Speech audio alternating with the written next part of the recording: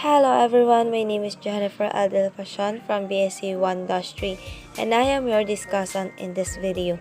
We're going to tackle about syntax, the words in the structure, markers, and signals. But before that, let's play a game. Arrange the sentences on the screen. Or I should say, arrange the words on the screen. So, here on our screen, we have different words that we need to arrange to make a sentences that based on the given clue there. And here is the correct answers. After that, let's move on to our learning objectives. At the end of the lesson, the learners are expected to know and understand what is syntax all about. The learners are able to know what is the function of signal words and markers in the sentences. Lastly, the learners are able to use different signal words and markers in a sentence. First, let's define syntax. Syntax is the grammatical structure of sentences. The format in which words and phrases are arranged to create sentences is called syntax. Or in simple words, ito yung arrangement ng words and phrases na makikita natin sa isang sentence. The most basic syntax follows a subject plus verb plus direct object formula.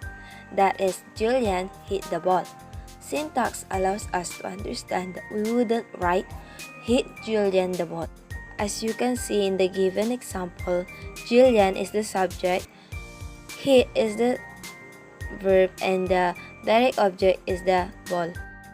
So, next is the types of syntax. We have simple, compound, complex, and compound complex. First, simple sentence is a sentence that contains a single independent clause. In grammar, a clause is a group of words that contains a subject and a predicate. The subject is the word that indicates what a sentence is about, or who or what is performing an action. Here is the examples. She loves to play with dogs.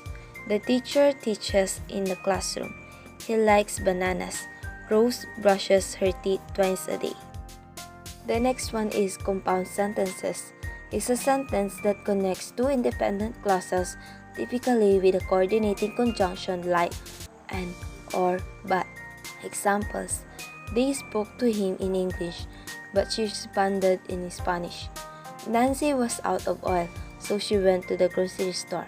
I want to shed weight, yet I eat butter every day.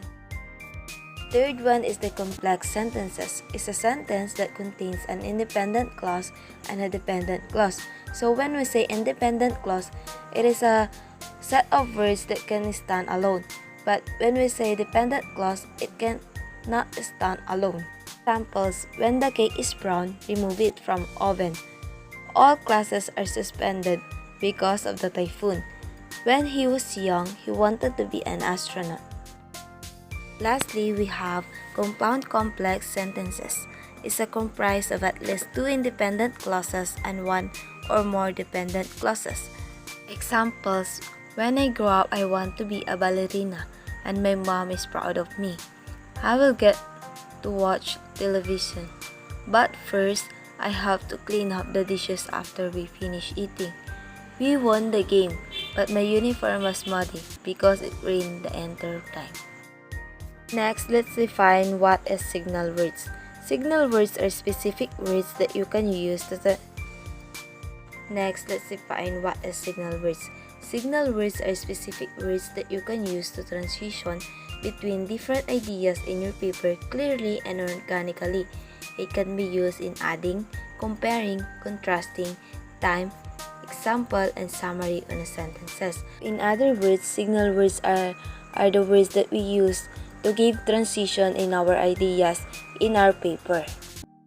So, here's the examples of signal words that we commonly use in our paper. Lastly, let's define markers.